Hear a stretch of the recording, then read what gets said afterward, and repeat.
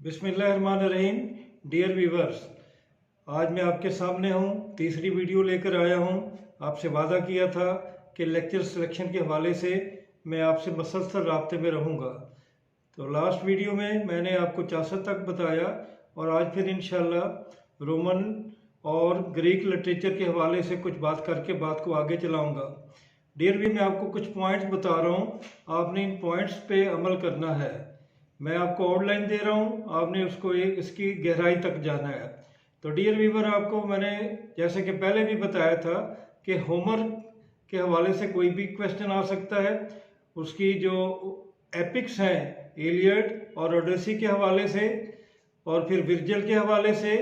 Virgil ने एक बहुत बड़ी एपिक्स लिखी अनीड के नाम से, वो पूछी जा सकती है डियर व्यूवर। इसके अलावा प्लेटो ने रिपब्लिक के हवाले से एक बुक लिखी और जिसमें शायरों के बारे में कुछ बातें की जो कि शायरों के लिए नापसंदीदा थी। डियर व्यूवर, इसमें थ्योरी ऑफ इंस्पायर इमिटेशन की बात हुई थी और थ्योरी ऑफ इमिटेशन में प्लेटो ने कहा था कि this is only just lie, the poet always tell a lie, it is nothing but a mother of lie, poetry is nothing but a mother of lie. लेकिन अरिस्टोटल ने इसको negate किया और ये कहा कि it is a mother of knowledge. तो आपने इस सिलसिले में इस चीज़ को सामने रखना है। इसके अलावा उन्होंने ट्रेजिडी के हवाले से भी बात की और उसमें अरिस्टोटल ने ट्रेजिडी की डेफिनेशन भी दी और कैथारसिस के हवाले से और हमार्शिया के हवाले से बात की। तो उसका भी आपने ख्याल रखना है, उसको भी ज़हन में रखना है, इसके बारे में पूछा जा सकता है। आपको खूब मालूम है कि एंग्लो सैक्सन के हवाले से हम मुख्तलिफ बातें करते रहें। एक बात ये भी ध्यान में रखिएगा कि चौसर के दौर में और उससे नेक्स्ट सेंचुरी में 3 अहम इंसिडेंट या इवेंट्स हुए और उनके बारे में भी पूछा जा सकता है। एक तो ब्लैक डेथ के बारे में 1348 से लेके 1352 और फिर 1376 तक पूरे यूरोप तक पहुंच गई और 1/3 of the population of the Europe was expired during this epoch। तो 100 ईयर वार भी इसी हवाले से चौसर के दौर में आई। डियर व्यूवर, ये वार 1337 से 1453 तक रही, 116 ईयर। इसमें चार्ल्स फोर्थ की डेथ हो गई थी और he died without a sun.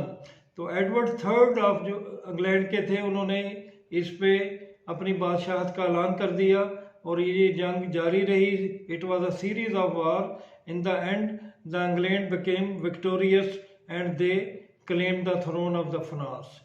Dear viewers, ये चीज़ें ध्यान में रखिएगा। इसके अलावा वार ऑफ रोजेज भी है, जो आपको पता है कि ये 1455 से लेके 1485 तक गई। इसमें 2 हाउसेज का मामला था, both were the royal houses. इनमें लैंकास्टर हाउस और इसमें यॉर्कस्ट हाउस। तो लैंकास्टर हाउस को फतह हासिल हुई क्योंकि हेनरी 7th ने इसमें शिकस्त दी रिचर्ड थर्ड को, and Richard third was killed by him and in this way he became the sole powerful throne king of the great Britain.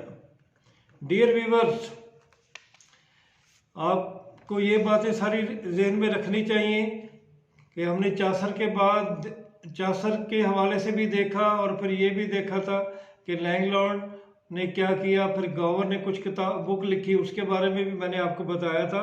तो आज मैं आपको ये भी बताऊंगा कि उसी दौर में कुछ प्लेज का मामला भी चल पड़े थे जिसमें 3 टाइप्स ऑफ प्ले जो है वो सामने आए थे, जिनका हवाला चर्च से रहा।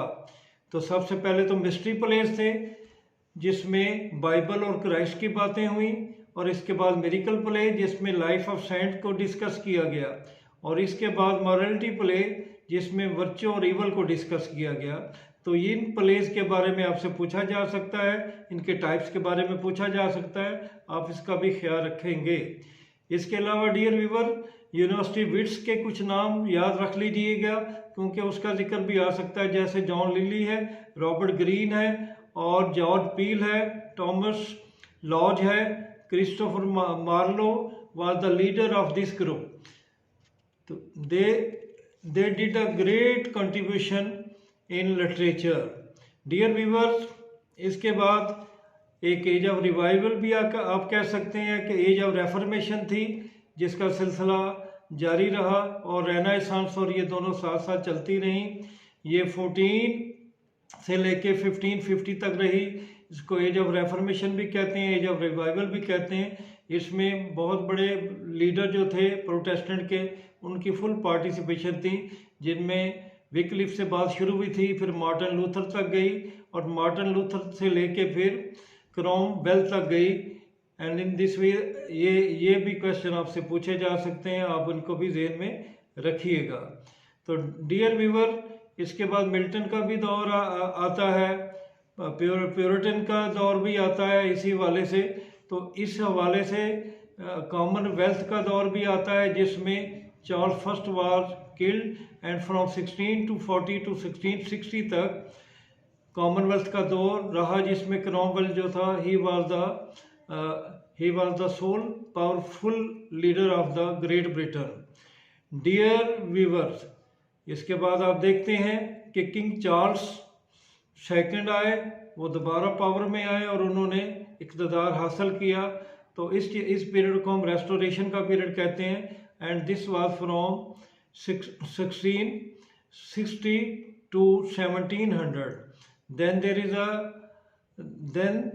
is after that there is another period that is called the age of Pope, और 17th century से हम कहते हैं।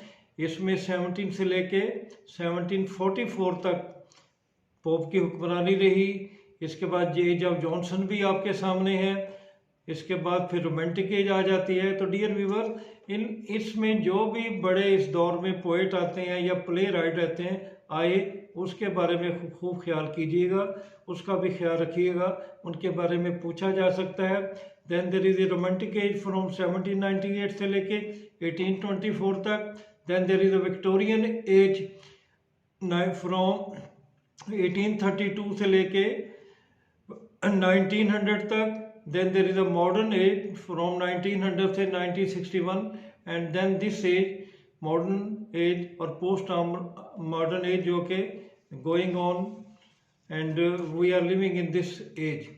Dear viewers, बहुत सारे प्ले लिखे गए, बहुत सारी पोइम लिखी गई, बहुत सारे बड़े बड़े पोइट भी आए, प्ले राइट भी आए, प्रोज राइटर भी आए, नावलिस्ट भी आए। तो उनमें जो कुछ आए हैं मैं आपके सामने पेश कर रहा हूँ, उनको ज़हन में रखिएगा। तो प्ले राइट में शेक्सपियर को यकीनन आप नहीं भूलेंगे। शेक्सपियर की जो 4 ट्रेजेडीज़ है उनको ज़रूर ज़हन में रखें, जिसमें हैमलेट है, किंग लियर है, और इसी में ओथेलो और मैकबथ हैं। इसके अलावा इनकी कॉमेडीज़ भी हैं जो पॉपुलर हैं, as you like it, midsummer night dream, और इसके अलावा कुछ और भी 1-2 जो कि आपको ज़हन में रख लेनी चाहिए। डियर व्यूअर, पोइट्स में आप चासर को नहीं भूल सकते, डन को नहीं भूल सकते, मिल्टन को, पोप को, और स्पेंसर को भी नहीं भूल सकते। सिडनी का हवाला भी पूछा जा सकता है, लिहाजा इनके हवाले में भी आप अपनी तैयारी करें। तो इसके अलावा जो ये आपके जो क्लासिकल पोइट थे, इसके अलावा रोमांटिक एज में हमें कुछ पोइट्स का जिक्र लेना बहुत ज़रूरी है, जिक्र करना बहुत ज़रूरी है। तो आप उन पोइट्स को भी ज़रूर देखें, जिसमें रोमांटिक पोइट में विलियम वुडवर्थ आपके सामने हैं, और एस.टी. कॉलेज हैं, पी.बी. शैले हैं। इसके अलावा आपके टी.एस. एलियट भी जो बाद में आए मॉडर्न पोइट, उनको भी वेस्टलैंड, उनकी जो पोइम है उसको भी ज़हन में ज़रूर रखिएगा। तो इनके बारे में आपसे पूछा जा सकता है, इनकी शायरी के बारे में पूछा जा सकता है। इन्होंने जो ओड्स लिखी उनके ज़हन आपके ज़हन में ये नाम होने चाहिए। डियर व्यूअर, इसके बाद नावल के हवाले से कुछ बातें कि नावल में Henry Fielding, it is very important, Joseph Andrew इसके हवाले से, Jane Austen Pride and Prejudice के हवाले से, जॉर्ज एलियट आपके सामने है, she was also very popular one, George Eliot. Then there is a Dickenson, Thomas Hardy, again there is a Joseph Conrad, D.H. Lawrence and James Joyce. तो इन novelist के बारे में ज़रूर आप तैयारी करें। और ये आउटलाइन जो मैं दे रहा हूँ, आपने सिर्फ इस आउटलाइन पे ही गुजारा नहीं करना, बल्कि मुकम्मल तैयारी करनी है। Dear viewer, then prose writer में जो इम्पोर्टेंट लोग हैं उसको ज़रूर कीजिएगा। इसमें बैकन शामिल है, स्विफ्ट शामिल है और बर्टन रसल। तो इनमें से कुछ भी पूछा जा सकता है। एसिड के बारे में पूछा जा सकता है। बर्टन रसल की बहुत बड़ा काम उन्होंने किया इस फील्ड में, उनके बारे में। इसके अलावा टी.एस. एलियट ने ट्रेडिशन एंड इंडिविजुअल टैलेंट के हवाले से एक बहुत काम किया है, आर्टिकल लिखे हैं, उसको भी देखिएगा। इसके अलावा रेमंड विलियम को भी मत ना भूलिएगा, क्योंकि उसने व्यूज़ ऑन ट्रेजेडी जो है उसके बहुत बड़ी कंट्रीब्यूशन है और उसके बारे में पूछा जा सकता है। डियर व्यूवर्स, अब नेक्स्ट हम देखते हैं कि लिंग्विस्टिक के हवाले से कि वो उसमें भी लिंग्विस्टिक का और ग्रामर का जो है वो 10 मार्क्स का एक पोर्शन यकीनन आएगा, जिसमें आप लिंग्विस्टिक की डेफिनेशन वगैरह देखेंगे। इसके अलावा आपने ये देखना है कि ब्रांचेज ऑफ लिंग्विस्टिक कौन कौन सी हैं, उन पे नज़र रखिएगा। इसके अलावा फोनोलॉजी के बारे में ज़रूर देखिएगा, प्रैग्मेटिक के बारे में ज़रूर देखिएगा, डिस्कोर्स के बारे में ज़रूर देखिएगा। और इसके अलावा आपका जो इस हवाले से कोहेन है उसको भी देखिएगा। और पार्ट्स ऑफ स्पीच में आप सब्जेक्ट और वर्ब का रिलेशन देखिएगा। इसके अलावा प्रेपोजिशन को देखना है, कंजक्शन को देखना है कि उनके हवाले से फिक्रे आएंगे, ऑप्शंस आएंगे, आपने उनको करेक्ट करना है।